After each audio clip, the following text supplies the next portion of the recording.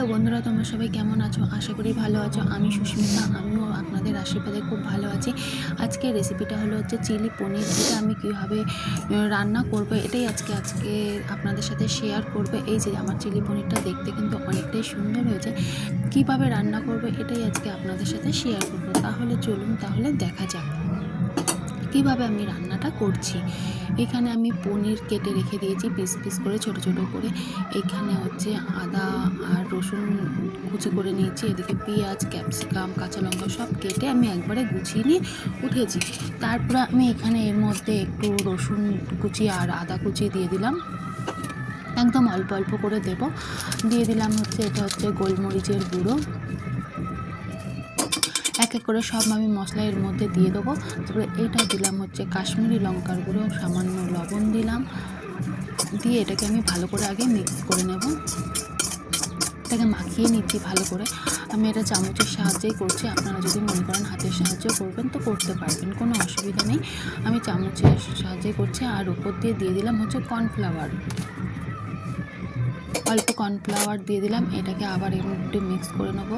2-3 চামচের মতন আমি কর্নফ্লাওয়ার দিয়েছি। আর সামান্য একটু জল দেবো, কারণ ওটা একবারে শুকনো শুকনো হয়েছিল।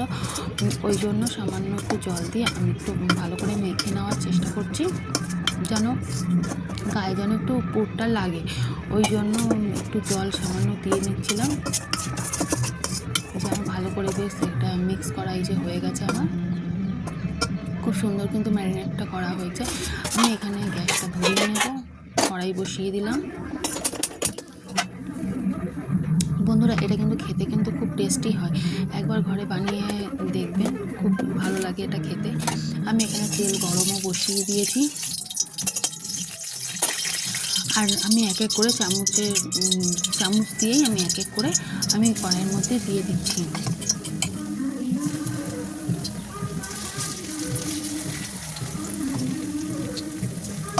আমি একেবারে সবকটা দেবো না, কারণ গায়ে গায়ে লেগে যাবে। ওই জন্য অল্প অল্প করে আমি দুবারে আমি ভেজে নেব। এক পিঠ হয়ে গেছে, খুব কড়া করে আমি ভাজবো না। এক পিঠ হয়ে গেছে, এবার আমি এক পিঠ উল্টে দিচ্ছি।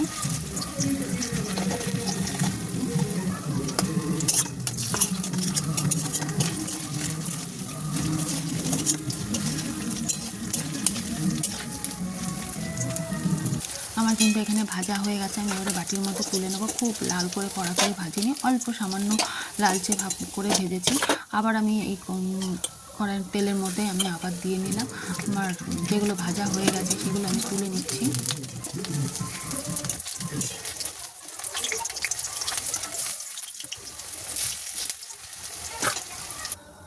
বন্ধুরা, আপনারা কেউ স্কিপ করে দেখবেন না, পুরো ভিডিওটা ওয়াচ করবেন। ওই তেলের মধ্যেই আমি ক্যাপসিকাম আর পেঁয়াজ কুচিয়ে, লঙ্কা কুচিয়ে আমি একেবারেই দিয়ে দিয়েছি। দিয়ে আমি এটাকে একটু নাড়াচাড়া করব।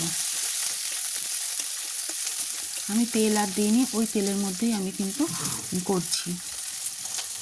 আর এখানে আমি একটু গুলে নেবো কর্নফ্লাওয়ারটা। বাটির মধ্যে ঠান্ডা জলেই গুলে নিচ্ছি, নর্মাল ঠান্ডা জলেই গুলছি, ফ্রিজের কোনো ঠান্ডা জল না।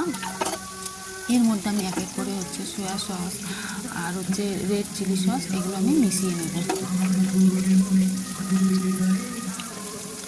সয়া সস দিলাম প্রথমে, তারপর রেড চিলি সস দিচ্ছি।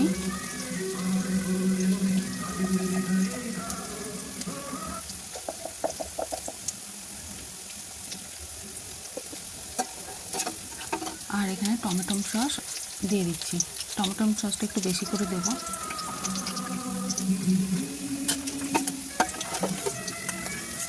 আমি ওইখানে কড়াইয়ের মধ্যে আমি দিয়ে দিলাম। যেহেতু পেঁয়াজটা আমি খুব কড়া করে ভাজবো না, ওই জন্য আমি ওর মধ্যে ঢেলে দিলাম।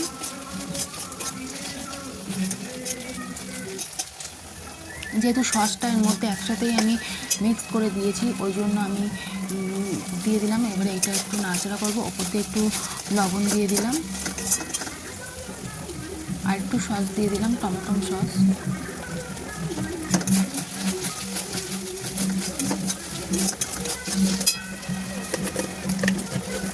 সামান্য স্বাদ মতন চিনি দিলাম।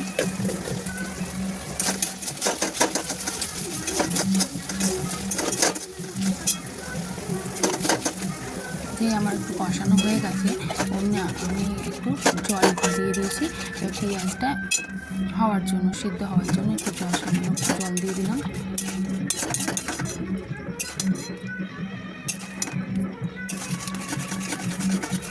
এটা ফুটলেই কিন্তু আমার রেডি হয়ে যাবে চিলি পনির। খুবই সহজ একটা রেসিপি আর খেতে অসাধারণ লাগে। এখানে পনিরগুলো আমি সব দিয়ে দিলাম।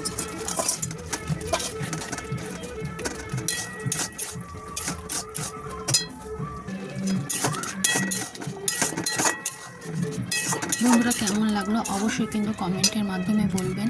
আর যারা নতুন হয়ে দেখছেন চ্যানেলটিকে প্লিজ একটু সাবস্ক্রাইব করে দেবেন। আমার চিলি পনির এখানে রেডি হয়ে গেছে। কেমন হয়েছে বন্ধুরা অবশ্যই কিন্তু কমেন্টের মাধ্যমে জানাবেন। আর আমার কিন্তু চিলি পনিরটা কিন্তু দারুণ টেস্টি হয়েছিল খেতে। একবার অন্তত বানিয়ে খেয়ে দেখবেন, অবশ্যই কিন্তু ভালো লাগবে। রুটি পরোটার সাথে খুব দারুণ লাগে খেতে। আর আমাকে কিন্তু কমেন্টের মাধ্যমে অবশ্যই জানাবেন কেমন হয়েছে আমার চিলি পনিরটা। আর কেউ কিন্তু স্কিপ করে ভিডিওটা দেখবেন না, এটাই আপনাদের কাছে অনুরোধ রইল।